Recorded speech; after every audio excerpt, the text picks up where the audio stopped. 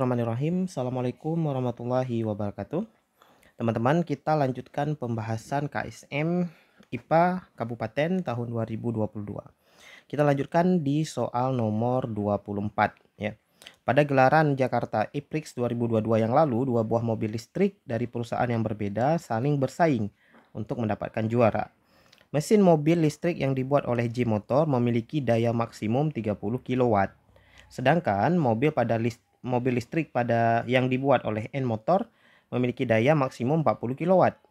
Jika massa tiap-tiap mobil listrik dan pengendaranya adalah 2 ton, maka dari 4 pernyataan ini adalah 1. Mesin pada mobil listrik J Motor mampu mengubah gerak 2 meter per second menjadi 4 meter per second dalam waktu 1 second. Dan seterusnya ya. Jadi 2, 3, 4 ini juga pernyataannya sama lah. Jadi intinya kita disuruh menghubungkan antara daya mobil dengan kemampuan dia untuk merubah gerak mobil ya. Nah, idenya gini teman-teman ya. Daya itu rumusnya adalah energi dibagi dengan waktu. Karena di sini kaitannya ke energi gerak, udah pasti ke energi kinetik. Gitu ya. Berarti kalau kita ambil ide ini, kita bisa ambil energi kinetik sama dengan daya kali waktu. Berarti P dikali dengan T ya. Nah, misal kita ingin mencari ya di sini karena geraknya berubah ya dari sekian sampai sekian, misalnya yang satu itu ya 2 meter per second menjadi 4 meter per second, berarti ada perubahan kecepatan, berarti ada perubahan energi kinetik, berarti rumus lengkapnya itu delta EK gitu ya. Nah, yang namanya delta ya akhir kurang awal, berarti EK2 dikurang EK1 sama dengan P kali T gitu ya. EK itu rumusnya setengah kali M kali V kuadrat. Nah, karena EK2 kurang EK1 kita kurung aja. V2 kuadrat kurang V1 kuadrat sama dengan P kali T ya. Nah, jadi dengan menggunakan rumus ini teman-teman bisa membuktikan 1, 2, 3, 4 itu yang mana yang benar. Misal kita buktiin nomor 1 ya, setengah masanya 2 ton. 2 ton itu pasti 2000 kilo ya, dikali V2 kuadrat. Nah, nomor 1 kecepatannya 2 menjadi 4, berarti V2 nya adalah yang akhir ya. Ingat V1 itu kecepatan awal ya, ini V1, yang ini V2. Berarti 4 dikuadratkan dikurang 2 dikuadratkan. Nah, itu harus sama dengan P kali T. P nya itu kalau yang nomor 1 itu mesin mobil J Motor. J Motor tadi 30 kilowatt, berarti 30.000 watt ya. Dikali dengan waktunya dalam nomor 1 ini 1 sekon, berarti dikali 1. Nah, ini ruas kiri dan ruas kanan itu harus minimal sama gitu ya. Jadi ruas kiri dan ruas kanan itu harus sama, atau ruas kanannya harus lebih besar. Nah, kalau ruas kanannya lebih besar artinya dia mampu ya, atau minimal sama. Tapi kalau ruas kiri yang lebih besar, nah itu berarti mesinnya nggak mampu gitu. Ingat ya, yang sebelah kanan ini adalah kemampuan mesin ya. Ini adalah kemampuan dari mesin. Sementara yang kiri ini adalah usaha atau yang ingin kita lakukan pada mesin ya, usaha yang dikerjakan gitu ya. Nah, jadi kita harus mencari apakah kemampuan mesin mampu mengerjakan usaha yang sebelah kiri. Nah, dalam tanda kutip usaha yang dilakukan sebelah kiri ini adalah usaha untuk merubah menjadi energi kinetik ya, untuk berubah menjadi gerak. Nah, jadi kita cari ya, kiri dan kanan ini lebih besar mana. Nah, dikatakan mampu itu kalau lebih besar yang kanan gitu ya. Ini 2000 dengan 2 bisa kita tulis 1000 aja. 4 kuadrat itu 16, 2 kuadrat itu 4. Nah, ini hasilnya tentu 1000 dikali 12. Nah, kita lihat hasilnya. Yang ini kanan 30.000, yang kiri ini 30.000 gitu ya. Yang kiri 12. Nah, ini 12 kali 1000 ya tentu 12.000. 12.000 dengan 30.000 ini lebih besar 30.000, berarti dia mampu gitu ya. Jadi nomor 1 dia mampu ya, berarti 1 benar. Nah, silakan teman-teman buktikan 2, 3, 4 itu mampu atau tidak mampu dengan menggunakan rumus yang sama gitu ya. Silakan cari masing-masing sendiri. Kita lanjutkan ke soal nomor 25. 25. Simak terjemahan Quran Surah Al-Baqarah 25 yang membahas tentang salah satu keistimewaan nyamuk sebagai berikut. Nah, kita langsung ke pertanyaannya, nggak apa-apa nih ya. Setiap muslim hendaknya mampu berpikir ya sesuai ayat di atas itu tentang nyamuk, mengambil hikmah serta mendapatkan inspirasi dari keberadaannya. Jika diperhatikan, nah ini pertanyaannya ya, nyamuk memiliki ujung mulut yang sangat runcing. Ya, sehingga dengan gaya yang kecil, mulut nyamuk dapat menembus kulit manusia. Nah, karena apa?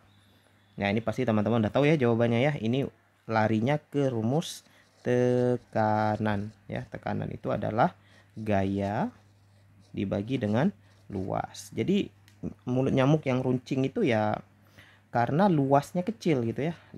Runcing itu artinya luasnya kecil. Nah, kalau pembaginya kecil, maka tekanan akan besar. Jadi tekanannya nanti akan besar karena pembaginya kecil. Jadi sama kayak pisau gitu ya. Pisau itu kenapa gampang memotong padahal kita cuma memberikan gaya yang kecil, karena pisau itu runcing, tipis ya. Jadi tekanannya besar. Jadi jawabannya langsung B aja. Oke. 26. Ini juga ada Quran surah Al-An'am ayat 125 gitu ya. Pertanyaannya adalah kajian fisika yang tepat untuk memperjelas bagian ayat di atas yang digarisbawahi adalah. Nah, jadi kita harus tahu arti dari Al-An'am ya ayat 125 ini teman-teman. Jadi lebih kurang artinya begini ya. Kalau arti lengkapnya, barang siapa yang Allah menghendaki akan memberikan kepadanya petunjuk, niscaya dia melapangkan dadanya untuk memeluk agama Islam. Dan barang siapa yang dikehendaki Allah kesesatannya, nah ini bagi orang yang sesat ya, niscaya Allah menjadikan dadanya sesak lagi sempit. Nah, jadi yang dibahas ini sebenarnya adalah yang dadanya sesak gitu ya. Dada sesak lagi sempit. Nah, kenapa dada sepak lagi sempit? Kita baca lanjutan ayatnya, lanjutan artinya.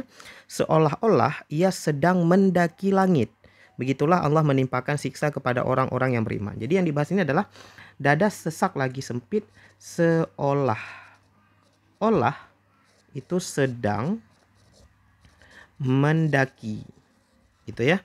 Nah, artinya apa? Mendaki langit gitu ya. Artinya ketika kita naik ya, makin naik dari tanah ya, naik makin ke atas menuju langit lah ibaratnya ya. Artinya naik makin ke atas, naik ke udara, itu dada kita jadi sesak ya. Kenapa jadi sesak?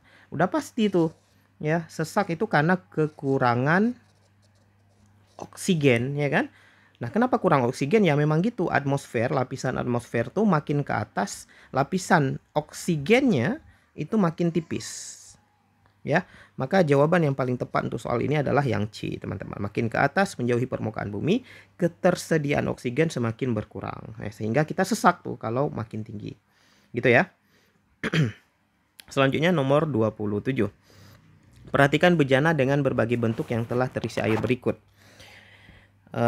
Pernyataan yang tepat dalam konteks tekanan hidrostatis adalah, nah di sini yang ditanyakan adalah tekanan hidrostatis. Rumusnya adalah pH sama dengan Rho kali G kali H. Di mana Rho-nya adalah massa jenis ya. Kemudian G itu gravitasi, H-nya adalah kedalaman. Ya. Artinya makin dalam itu makin besar tekanannya. Nah, kita lihat gambar ini, bentuk itu nggak ngaruh ya, bentuk itu nggak ngaruh. Jadi kedalamannya semuanya sama nih, kedalamannya semuanya sama, bentuk nggak ngaruh. Karena kedalamannya sama, dan kalau dianggap dalam soal ini diisinya air semua, berarti Rho-nya sama, gravitasi pasti sama, H sama, berarti tekanan hidrostatis pasti sama. Berarti jawabannya udah jelas yang A. Gitu ya. Jadi kita nggak perlu lama-lama, tekanan hidrostatis di semua bejana nilainya sama. 28. Perhatikan tabel nilai kalor jenis berbagai bahan berikut. Jika diasumsikan massa bahan bernilai sama, maka urutan bahan yang cepat naik suhunya jika dipanaskan adalah. Nah, yang ditanyakan sini adalah bahan yang cepat naik suhu. Cepat naik suhu itu kita lihatnya apa? Kita lihatnya yang kalor jenis kecil. ya. Nah, kita lihat kalau jenis ini yang paling kecil siapa ini? Yang paling kecil itu adalah emas dan timbal. Nilainya sama ya. Emas dan timbal itu paling kecil kalau jenisnya. Kemudian siapa selanjutnya? Yang lebih besar dari emas dan timbal itu yang 390, berarti tembaga.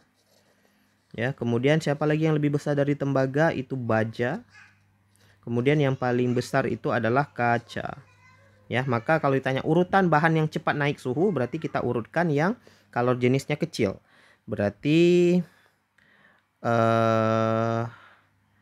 emas, kaca, baja, tembaga, baja dan kaca ya. Jadi ini jawaban yang tepat itu yang D ya, tembaga, baja dan kaca. Kalau yang A, emas, timbal, tembaga itu nggak bisa ya, karena emas dan timbal itu sama, jadi nggak bisa emas dulu baru timbal gitu ya.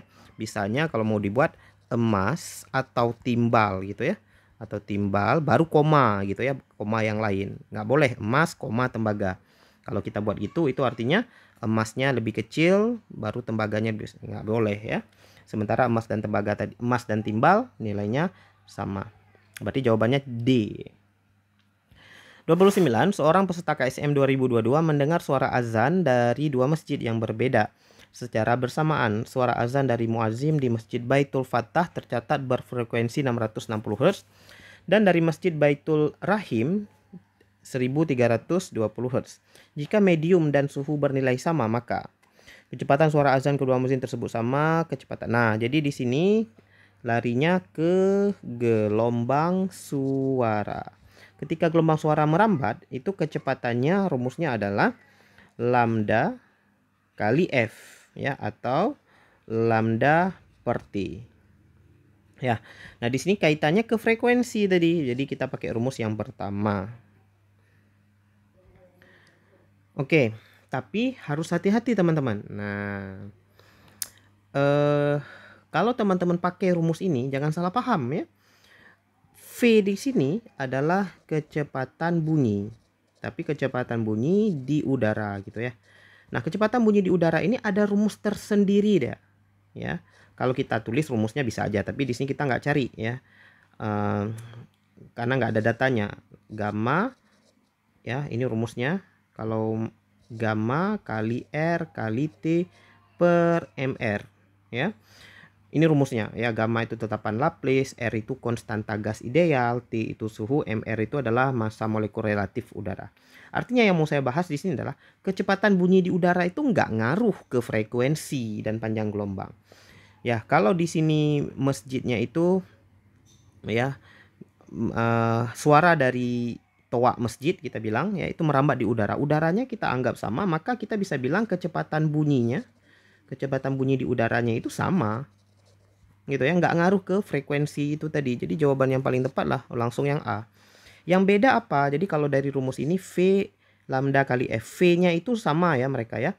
Jadi nanti ketika V sama dengan lambda kali F misalnya, ya masjid 1 itu F-nya 660 ya. V-nya ini harusnya diketahui kalau kita mau cari lambda. Tapi dalam soal ini nggak ditanya angkanya, cuma ditanya sama atau enggak. Jadi kalau V itu nilainya biasanya kalau standarnya itu ya sekitar 330 dia. Maka lambdanya kita bisa dapat ya. Kalau masjid yang kedua gimana? Masjid yang kedua nanti 330, V-nya masih sama. Lambdanya kita cari ya, panjang gelombangnya kita cari, kemudian frekuensinya 1320. Nah, jadi kedua ini pasti menghasilkan panjang gelombang yang berbeda. Jadi udah jelas yang B-nya itu salah gitu ya. Jadi panjang gelombangnya berbeda karena frekuensinya berbeda. Tapi kalau ditanya kecepatannya sama karena mereka berada di udara yang sama. Kecuali gitu ya, yang satu masjidnya di kota A ya, di Katulistiwa misalnya, di kota A lah. Yang satu lagi masjidnya di kota B. Kota B itu lebih dingin dari kota A. Nah, itu bisa berbeda kecepatannya karena kecepatan bunyi di udara dipengaruhi oleh suhu udara. Nah, di sini kita anggap ya masjidnya memang masjid yang berbeda tapi masih di daerah yang sama gitu ya. Jadi kita bisa menganggap kecepatan bunyinya sama gitu ya. Selanjutnya soal nomor 30, di tikungan jalan biasanya terdapat suatu daerah blind spot. Sehingga blind spot ini artinya titik buta ya. artinya nggak nampak gitu ya, sehingga biasanya di tikungan jalan ditempatkan sebuah cermin cembung. Nah, ini konsepnya adalah ke cermin cembung. Cermin tikungan ini dipasang bertujuan untuk meningkatkan kewaspadaan dan keselamatan pengguna jalan. Seorang pengendara pada saat berada 4 meter di depan cermin melihat bayangan mobilnya berbentuk 1/16 kali ya. Jadi di sini konsepnya adalah cermin cembung gitu ya. Jadi ada cermin cembung. Kemudian di sini itu ada suatu benda jaraknya S-nya 4 meter. Gitu ya. Nah, nanti dia melihat bayangan mobilnya berbentuk 1/16 kali ya. Nah, bayangan dari cermin cembung ini pasti dia diperkecil ya. Jadi sifat, kita harus ingat sifat nih. Sifat bayangan oleh cermin cembung. Itu sifatnya gimana? Itu selalu maya, tegak, dan diperkecil. Ya, jadi kita lihat dulu pilihan jawaban yang pasti bayangannya pasti tegak, betul. Ya, kalau satu betul, 3 pasti betul ya. Karena di sini 1 2 3, 1 3 1 selalu pasangannya dengan 3 gitu ya. Bayangan pada cermin terbalik atau tertukar. Tunggu bentar. Bayangan pada cermin terbalik atau tertukar. Misalnya tangan kanan di cermin akan tampak menjadi tangan kiri. Ya, itu betul ya. Artinya kalau kita ngaca itu kan tangan kanan jadi nampak kayak tangan kiri gitu ya. Oke. Nah, jadi 1 3 benar. Kita tinggal buktiin 4. Kalau 4 benar berarti semua benar. Ya, kalau 4 salah kita buktiin 2. Jarak fokus cermin min 7. Nah, ini salah udah pasti ya. Karena min dia bilang. Jarak fokus cermin itu minus. Salah. Ya. Karena cermin cembung itu dia cermin yang positif. Terbalik teman-teman. Sorry. Udah benar ya. Fokus cermin cembung itu negatif ya, salah. Yang positif itu cekung ya teman-teman ya. Jadi fokus cermin cembung itu negatif. Benar negatifnya, tapi kita harus cari angkanya. Jadi seandainya tadi fokus cermin cembung positif udah pasti salah gitu ya.